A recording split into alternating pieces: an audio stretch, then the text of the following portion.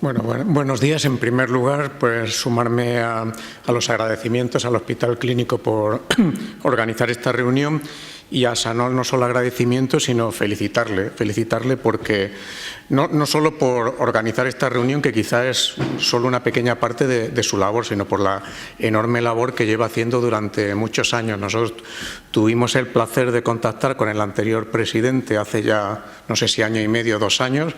Nos sorprendió enormemente su alto conocimiento de la enfermedad, que supera al de la mayoría de los que estamos por aquí, y eso que no es oftalmólogo. Y la verdad que la labor que hacen es extraordinaria. No solo el anterior presidente y el nuevo presidente, que seguro que lo va a hacer igual de bien, sino también la asistente social, que tiene una preocupación enorme por todos sus asociados y sus futuros asociados, y que está en continuo contacto con nosotros para ofrecerles pues los ensayos, los tratamientos que actualmente se le puede dar a estos pacientes. Y la verdad que creo que esa labor es insustituible, y de verdad que enhorabuena, seguir adelante, y por supuesto que cuentan con nuestra colaboración, como han contado hasta ahora, en el futuro. Y después de esto, pues lo que quería, aunque ya muchas de las cosas han sido expresadas, pues quería hablar un poco de la variabilidad que hemos tenido en la respuesta a diferentes pacientes con el tratamiento que actualmente está autorizado, que es el Raxone, y también unas pequeñas pinceladas del estado del ensayo de terapia génica en España.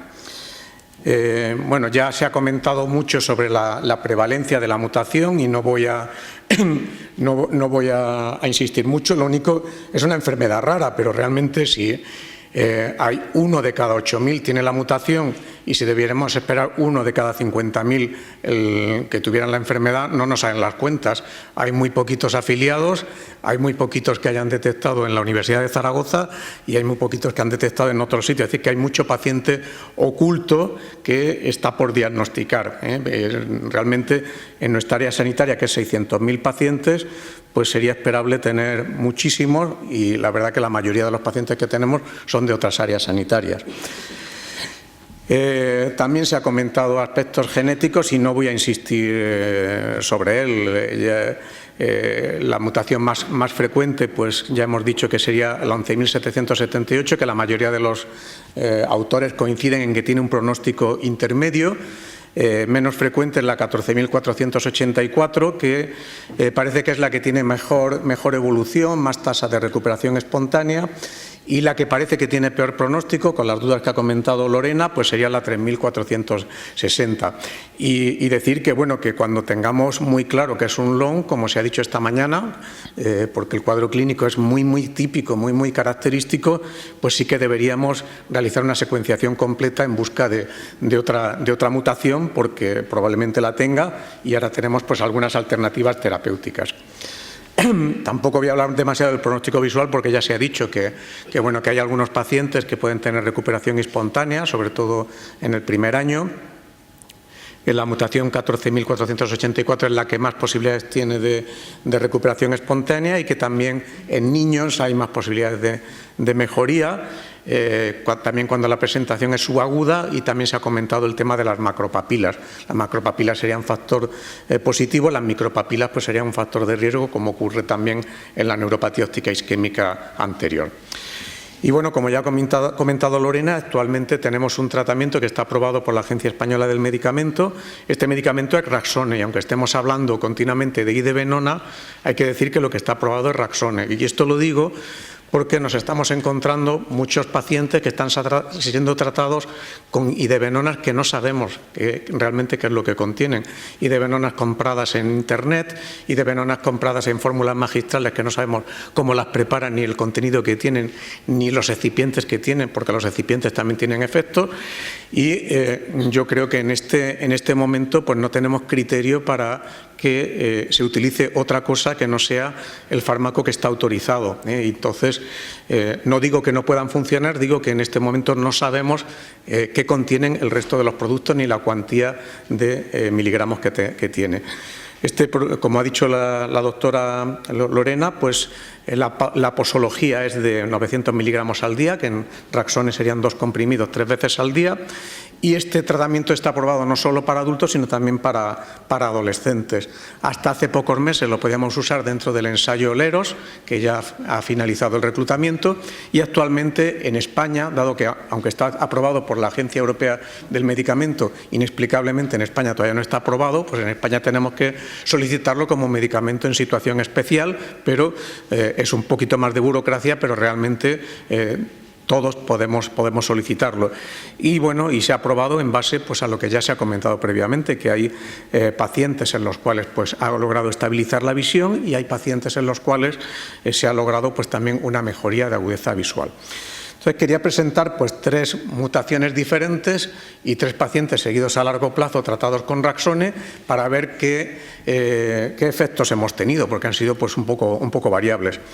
El primer caso pues era un paciente varón de 20 años con una mutación 14.484, que es la que dicen que teóricamente pues puede ser la mejor. Cuando nos llegó había pedido visión en el ojo derecho 14 meses antes y 5 meses después había perdido visión en el ojo izquierdo, y los campos visuales son los que pueden ver en la imagen, pues prácticamente abolido el del ojo derecho y el del izquierdo con un escotoma central muy denso.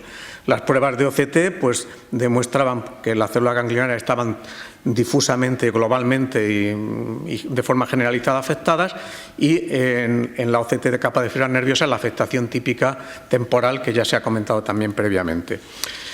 Bueno, pues se le pautó el tratamiento con Raxone dentro del ensayo LEROS y, como podemos ver, el campo visual tuvo una mejoría espectacular, una mejoría muy llamativa, de forma que el paciente pues, podía realizar pues, muchas más tareas de las que realizaba previamente, porque el escotoma cecocentral pues, se había reducido considerablemente en los 2 ojos, tanto en el ojo más antiguo como en el ojo menos afecto. Aquí ven pues, la densidad del escotoma como se había reducido.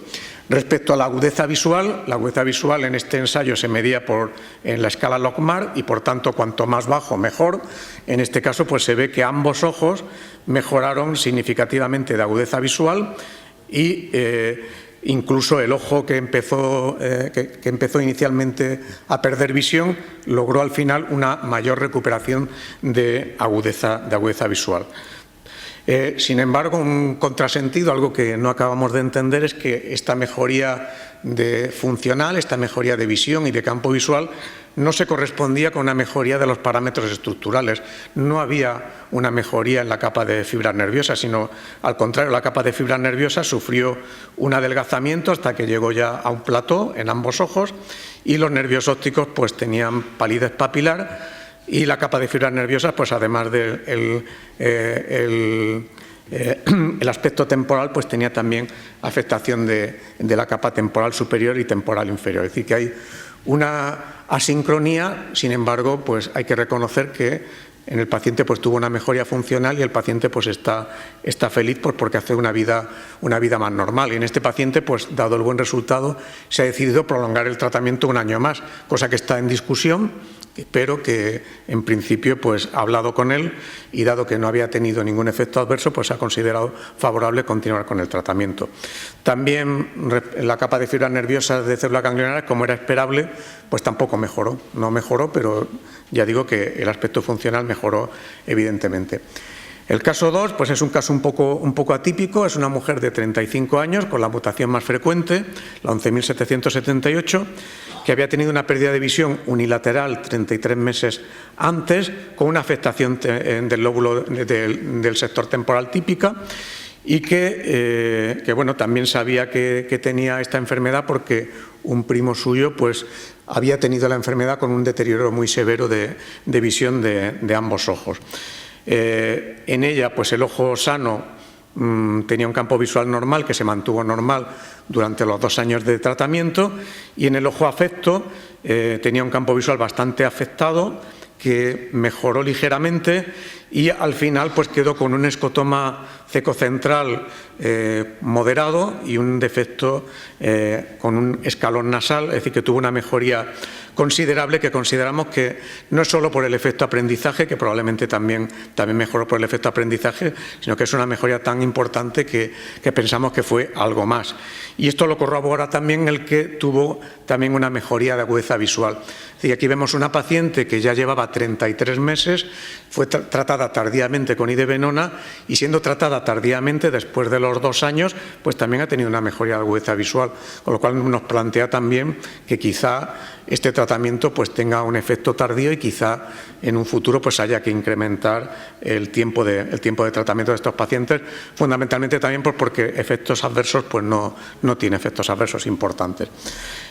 Como era de esperar, pues ni en el ojo enfermo pues la capa de fibras nerviosas se mantuvo igual y en el ojo sano pues se mantuvo igual. No sabemos si efecto preventivo de la idebenona o si no hubiera usado el Raxone si seguiría igual.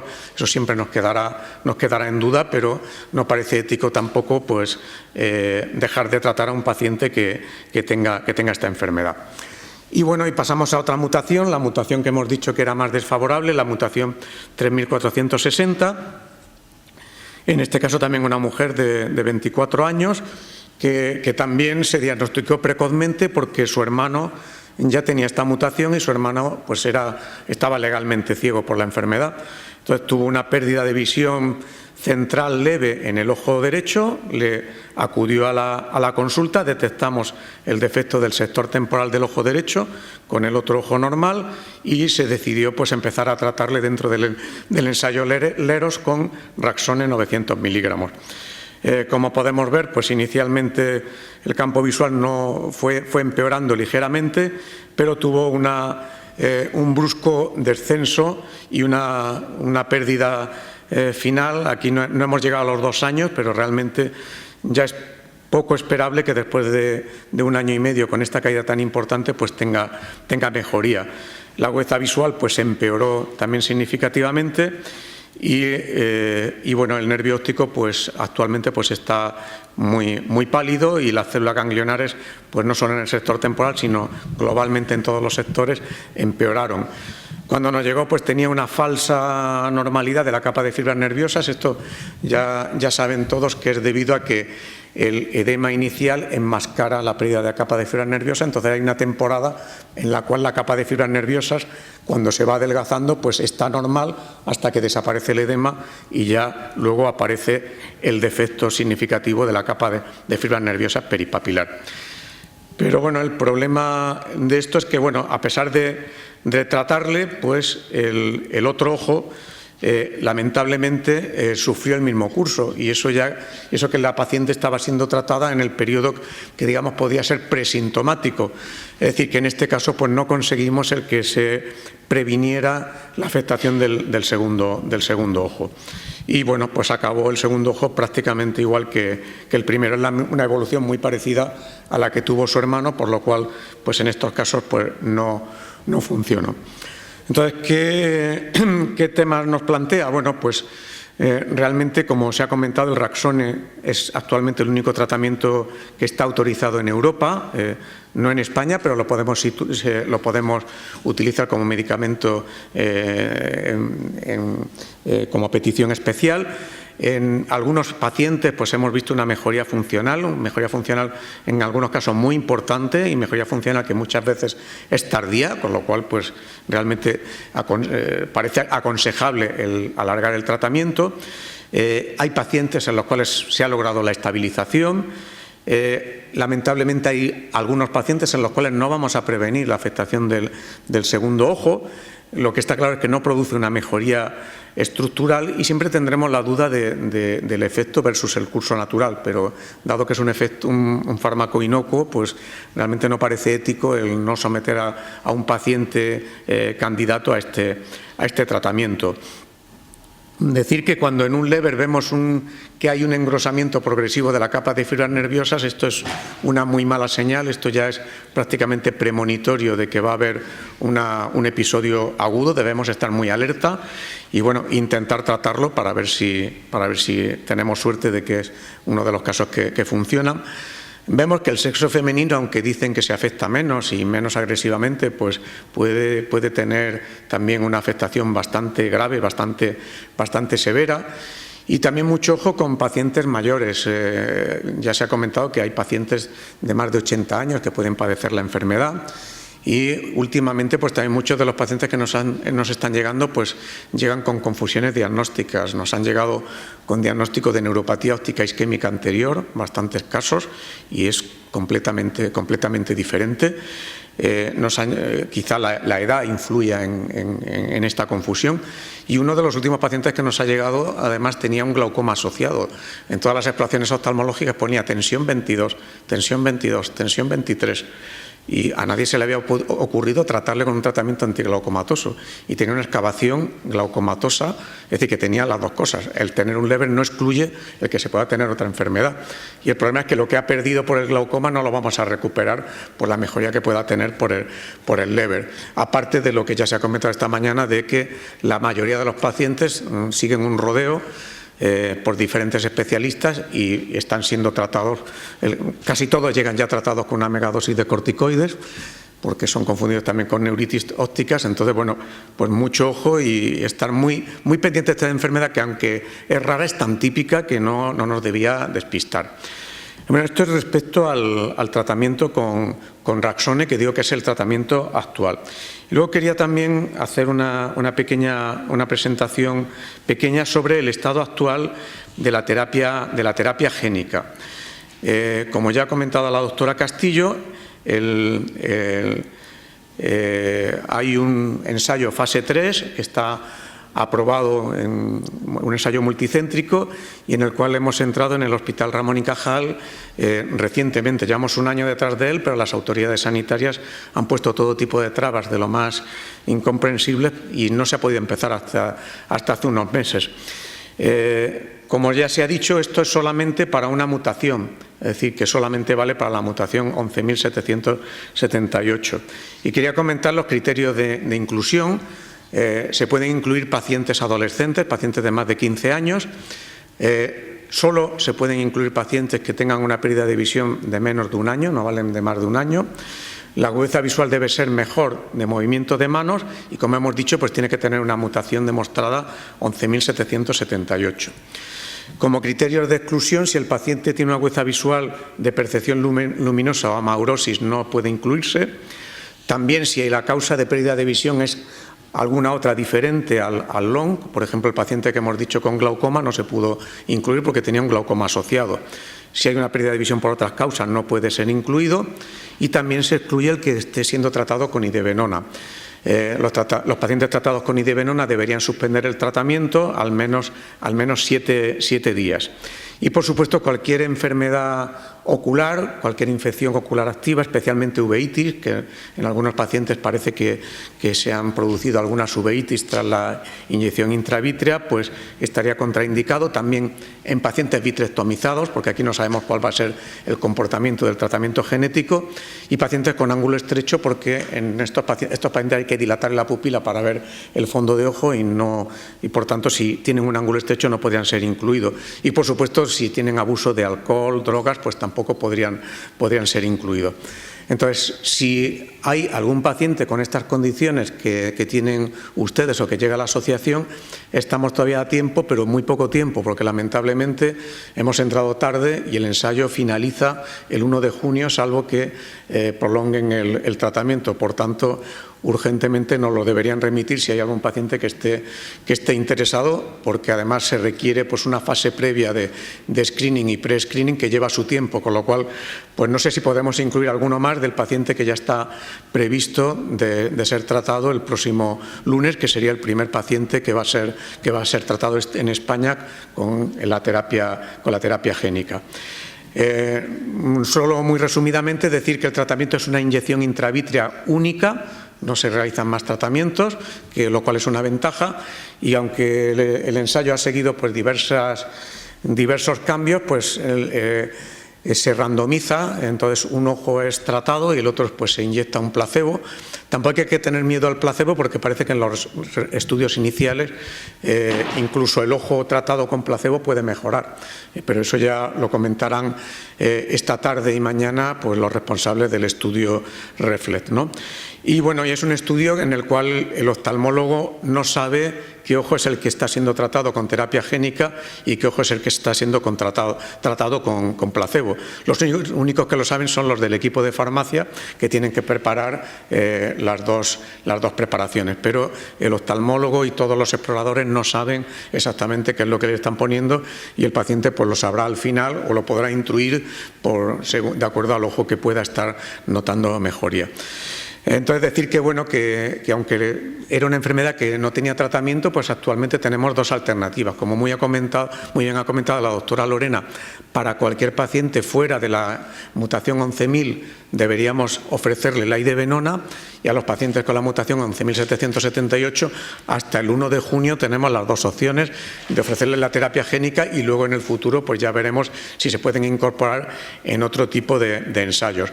Y otra cuestión que nos gustaría saber, pero que tenemos dudas, es si quizá estos dos tratamientos pues tengan un efecto complementario, pero lamentablemente en los ensayos clínicos son excluyentes. No se pueden hacer un ensayo clínico de terapia génica en pacientes tratados simultáneamente con idebenona ni en pacientes con idebenona ponerles la inyección intravítrea, porque si no estamos mezclando hechos y no sabemos lo que va a funcionar. Pero yo pienso que sí, que en el futuro pues realmente va a haber una combinación de tratamientos, porque son tratamientos complementarios que pueden potenciar sus efectos, y todo lo que pueda potenciar en esta enfermedad severa pues me parece de gran interés.